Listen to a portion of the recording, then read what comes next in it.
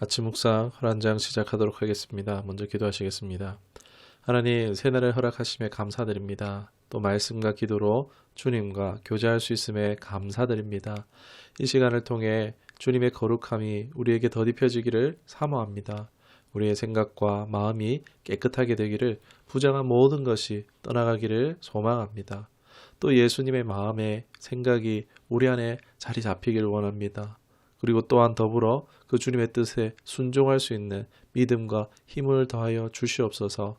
이 고난주간 예수님이 주시는 이 값없이 주시는 사랑과 구원을 다시금 깊이 생각하는 한 주가 되게 하시고, 또 고통을 통해 고통받는 자, 신음한 자들을 생각할 수 있기를, 돌아볼 수 있는 우리가 되게 하여 주옵소서. 작게라도 주를 위해 갚으며 살아갈 수 있는 여러분 되기를 원하옵고, 우리 구주 예수 그리스도 이름으로 기도드리옵나이다.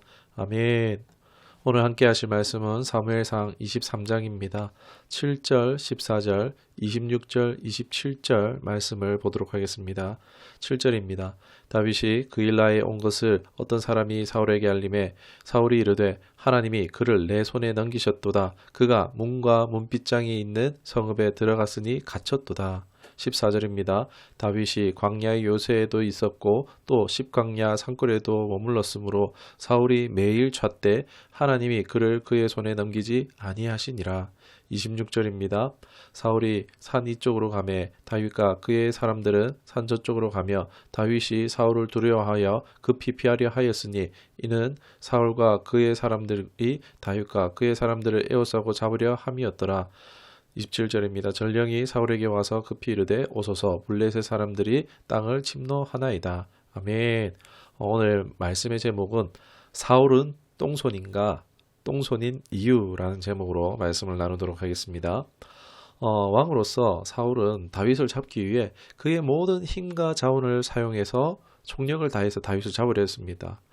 다윗은 오늘 23장을 봤을 때 정말 도관에 든 쥐의 상황이 됐습니다. 못 잡으면 그게 이상할 상황입니다. 그러나 아무리 사울이 애를 써도요, 매번 다윗을 붙잡을 수가 없었습니다. 계속 그 모습이 반복됩니다. 여러분, 왜 그렇습니까? 하나님께서 다윗을 사울의 손에 붙이지 않으셨기 때문입니다. 그러나 사울은 이 상황을 깨닫지도 알 리도 없었고 포기하지도 않고 끈질기게 다윗을 잡으려고 합니다.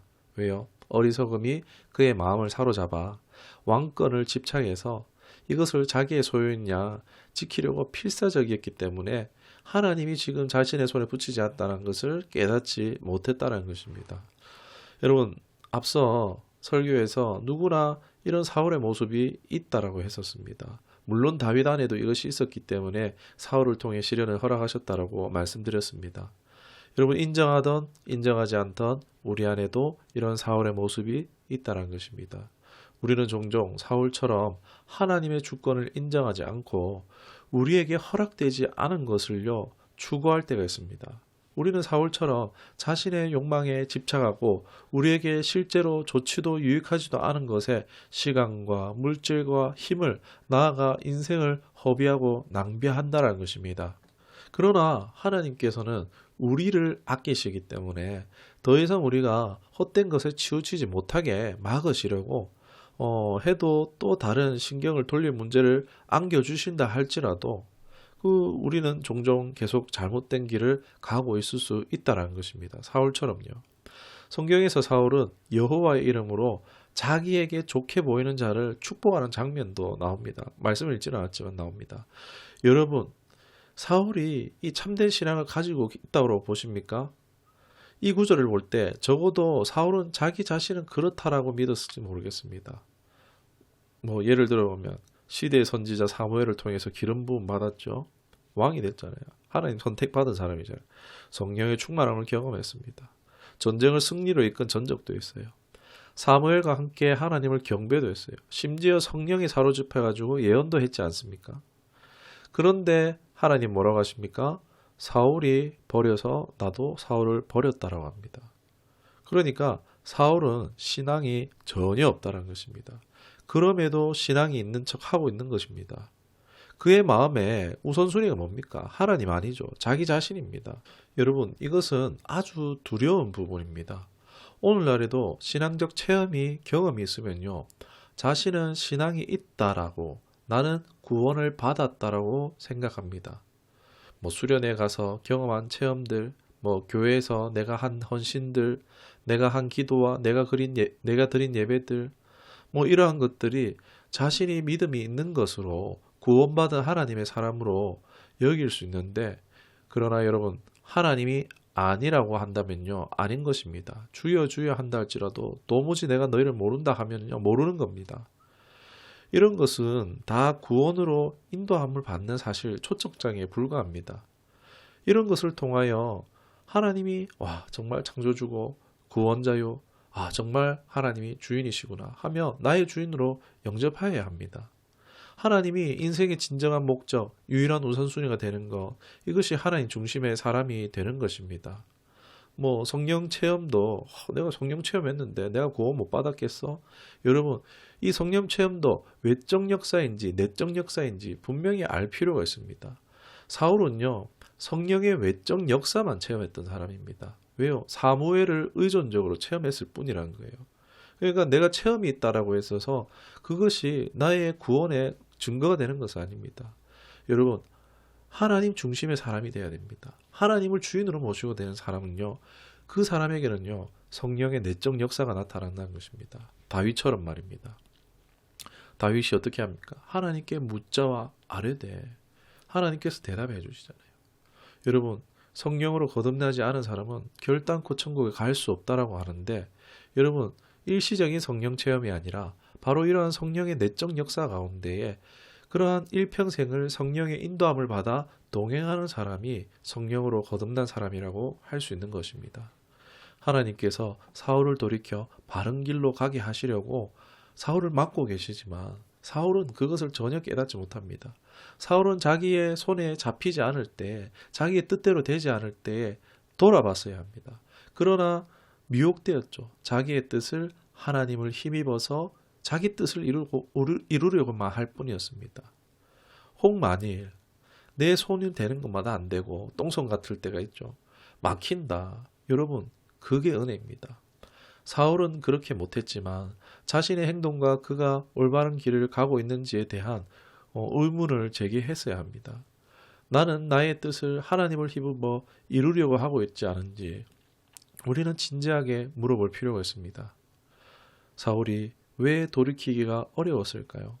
자신의 힘과 자원으로, 능력으로 무엇이든지 할 수 있다라고 속았기 때문입니다. 이것은 함정입니다. 여러분, 우리에게 많은 것이 있을수록요, 뭔가 소유한 것이 많아질수록요, 되돌리기가 더 어려워진다는 것입니다. 마치 도박 중독에 빠진 것처럼 조금만 더 하면 될 것 같거든요. 우리는 인생을 걸고 도박같이 살면 안 됩니다. 아니다 싶을 때는요, 빨리 돌이켜야 됩니다. 부자 청년이 예수님 만났을 때도 어떻게 했습니까? 네 모든 것을 버리고 나를 따르라고 했지만 가진 것이 많음으로써 근심하면서 돌아갔다고 합니다. 그 이상 등장하지 않잖아요. 여러분, 혹 나도 사울의 모습과 같지는 않습니까? 자신의 힘과 자원으로 할 수 있다라고 그런 생각의 함정에 빠져 있지는 않습니까? 내가 가진 건강이, 젊음이, 물질이, 기술이, 경력이, 학력이, 인맥이 이런 것이 다 도와서 나의 뜻을 이룰 거라고 혹시 생각하고 있지는 않습니까? 여러분, 이것은요, 복합적으로 우리에게 신이 될 수 있습니다. 마치 이런 것이 신의 축복이라는 믿음에 갇힐 수 있습니다. 하나님이 주시는 구원은요, 참 구원은요, 삶의 도움을 받는 게 아닙니다. 건강해지고 잘 사는 것이 아니라는 것입니다. 우리의 구원은요, 바로 예수님입니다. 나의 참 주인이 되신다는 것임을요, 이것이 우리의 구원임을 기억해야 됩니다. 예수님이 주인이 된다는 것이 무엇입니까? 우리는 예수님을 따르기 위해 모든 것을 버렸던 제자들을 기억해야 합니다. 이 제자들처럼 되어야 합니다. 우리가 예수님을 주님으로 영접할 때에 진정한 구원이 우리의 삶에 임할 수 있습니다. 놀라운 변화가 나타날 수 있는 것입니다. 우리는 하나님께 속하지 않은 것을 기꺼이 버리고 온 마음을 다해 예수님을 따를 필요가 있습니다. 내가 말하던 어떤 것보다 그리스도가 존귀함을, 비길 수 없음을, 바꿀 수 없음을, 예수님이 나의 주가 되시도록 우리가 알아가기를 원합니다. 자라가기를 원합니다. 구해보기를 원합니다. 그리고 발견하기를 원합니다. 이 가운데 우리가 이제 결단하는 것입니다. 이제 예수님만을 주인 삼고 살아가기를, 살아도 주를 위해 살고 죽어도 주를 위해 죽기를 결단하는 것입니다. 우리의 평생에 성령의 인도함 받기를, 그 성령께 순종하여 복된 길을 살아갈 수 있기를 주님의 이름으로 축원합니다. 기도하겠습니다. 하나님, 미련한 사울처럼 자신에게 속지 않도록 깨닫는 마음을 우리에게 주시기를 원합니다. 외적인 것에 근거한 헛된 믿음, 거짓된 믿음은 다 우리에게 떠나가게 하옵소서. 치우치지 않도록 우리를 인도하여 주옵소서. 내가 주인 삼은 것 하나님 다 이제 내려놓고 돈도 건강도 생명도 가족도 다 내려놓겠습니다. 예수님보다 귀한 것은 없습니다. 예수님을 나의 구원자, 주인으로 영접합니다. 성령으로 거듭난 하나님의 사람 되기를 원합니다. 성령의 내적 역사 가운데 성령과 평생을 동행하는 삶 되기를 원하오니 우리를 붙드시고 인도하여 주옵소서. 생명으로 구원으로 인도하옵소서. 예수님의 이름으로 기도드리옵나이다. 아멘.